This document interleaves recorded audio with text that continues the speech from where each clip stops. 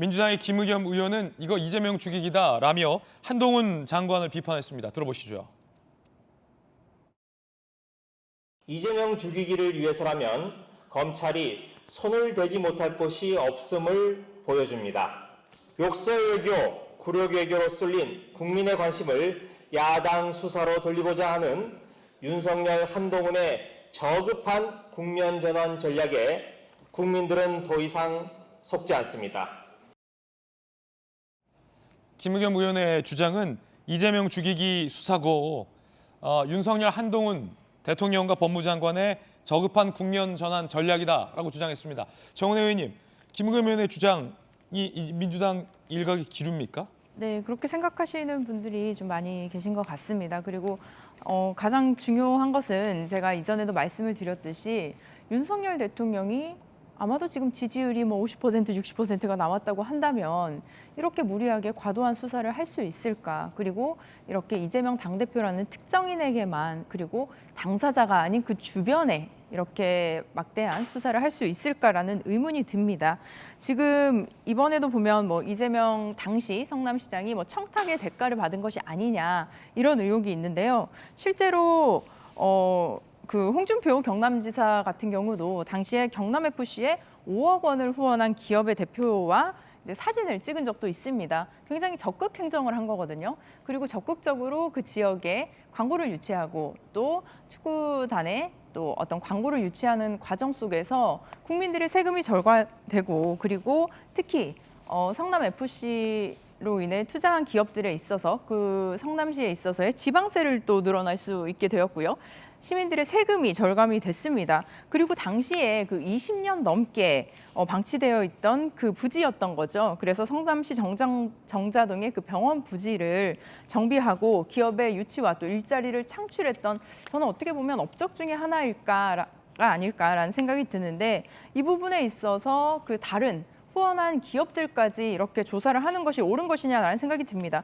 마지막으로 또 이번에 조사한 곳 중에 또 주빌리은행이라는 곳이 있습니다. 많은 분들이 아시겠지만 주빌리은행은 당시에 그 성남 시민들 빚 때문에 정말 극단적인 선택을 하시는 그런 어려운 분들의 부채를 탐감해줬던 그런 비영리 그런 재단입니다. 그렇기 때문에 정말 사람들의 삶 속에서 또 시민들의 그 삶 속에서 깊이 어려운 문제를 해결하고 특히 약자와 소외된 사람들을 보호하려고 했던 이런 정책과 행정들이 오히려 이렇게 좀 희석되는 것이 아닌가. 그래서 다른 사실 단체장분들도 저는 이렇게 적극적인 행정을 해야 된다고 봅니다. 하지만 그것이 좀 위축될 수 있는 여지도 있다라는 생각이 들고 앞으로도 이재명 당대표에 대한 수사들이 또 진행이 될 수 있겠지만 계속 무혐의가 나는 것들도 많이 있습니다. 그렇기 때문에 저는 아까 우리 욕설 논란이랑도 좀 비슷한데요. 사실 윤석열 대통령이 해명을 하는 과정에서 국민들이 계속 반복해서 듣는 그런 일이 있었는데요. 이번에도 이재명 당대표에 대한 수사가 이렇게 계속 진행될수록 국민 여러분들이 도대체 뭐가 문제지? 뭐가 문제지? 하면서 오히려 이재명 당대표의 업적들이 이렇게 하나하나 더 드러나는 것이 아닌가라는 생각을 해봅니다. 예, 이거는 치적사업이고 업적이다라는 정은혜 의원의 주장이었습니다.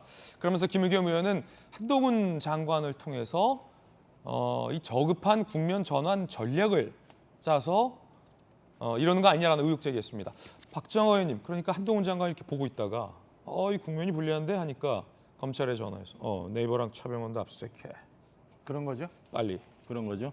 이런 거 아니냐라는 의혹 제기. 그런 거죠. 그러니까 그게 얼마나 논리적으로 허술한지 첫째 하나, 이 성남 FC 관련한 논란은 오늘 생긴 일이 아니에요. 이게 벌써 몇 년 전부터 있었던 일이고 작년 대선 때는 엄청나게 많은 얘기들이 오고 가고 했던 거예요. 그거에 대해서 수사를 지금 하고 있는 겁니다. 워낙 그전에 다른 사안도 있었습니다만 이재명 대표께서 5줄짜리 소명서 쓰고 방탄 의혹을 받아가면서 국회에 계시니까 검찰 수사가 제대로 이루어지지 않아서 그렇지 이게 벌써 오래전부터 있었던 거예요. 그러니까 이걸 가지고 국면 전환용 저급한 이렇게 얘기하시는 거는 저는 김의겸 대변인 눈으로만 너무 세상을 보고 계신 거 아닌가라는 생각이 들고요.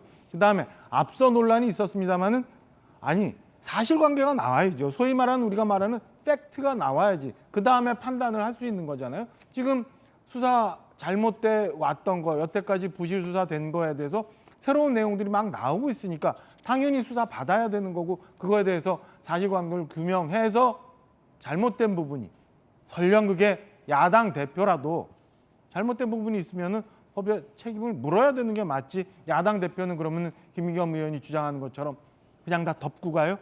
야당 대표는 범법해도 그러면 이건 국면 전환용이니까라고 하면 그러면 수사당국이 눈 이렇게 뚜껑 덮어야 되는 거예요? 그건 아니잖아요. 그러니까 국민들이 생각하는 정치적인 문제와 이 사법적인 문제를 자꾸 혼돈시켜서 국민들을 혼돈스럽게 만드는 게 오히려 김의겸 의원이 어제 주장했던 저급한 정치 공세다라고 평가하고 싶습니다. 예, 그런가 하면 한 보도가 나왔는데 관련된 진술에 따르면 이재명 당시 지사가 실세인 정진상과 FC 문제를 상의하라라고 지시를 했다라는 진술이 나왔다라는 보도도 나왔습니다. 함께 보시죠. 성남FC 전 대표 A씨가 2015년 취임 직후 첫 만남 때 이재명 당시 성남시장이 실세인 정진상 실장과 모든 걸 상의하라라고 지시했다라고 주장을 했다라는 보도인데요. 주요 사안은 정 실장이 근무하는 성남시청 2층 방문에 보고했다. 사실상 정진상 실장이 구단주 역할을 했다라는 검찰 진술이 있다는 보도가 나왔습니다. 정진상 실장 같은 경우는 국감에서도 지난 이재명 당시 지사가 이야기한 바 있습니다. 들어보시죠. 유동규가 9월 4일 날 핸드폰을 던지기 전에 통화를 한 2시간 했답니다. 지사님 통화하셨어요? 아닙니다. 그러면 이 사건에 대해서 보고는 받으셨죠? 신문 봤습니다. 또는 전화로 유동규, 정진상, 백종선으로부터 통화하신 적 있습니까? 이 사건? 있지 않으십시오. 유동규는 통화 자체가 없었기 때문에 그 작년에 관광. 정진상은요? 정진상은 여기서 바로 매일 서로 상의하고 있죠. 보고 받으셨단 말입니까? 그건 모르겠습니다. 답이 바뀌고 있습니다. 아닙니다. 다른 누구로부터도 이 전화로 이 당시에 유동규 체포 과정 관련돼서 보고 받은 적 없습니까? 모르겠는데요. 제 기억에는 없습니다. 경기도청에 좌진상, 우동규라는 말이 많이 돌아다니고 있습니다. 좌진상, 우동규. 진상 씨가 질문 좀 드리겠습니다. 이분은 측근이라고 말씀하신 적 있으시죠? 그럼요. 네. 만약에 특검의 수사 결과 대장동이나 백현동에 정진상 씨가 연루된 정황이 나타나면 대통령 후보에서 사퇴하시겠습니까? 측근 비리가 있으면? 윤석열 총장의 측근이 100% 확실한 그분 문제되면 A를 물으면 A를 답변하셔야죠. 시킬 건지 먼저 답해 주시면 알겠습니다. 저도 답을 하도록 하겠습니다. 지사님.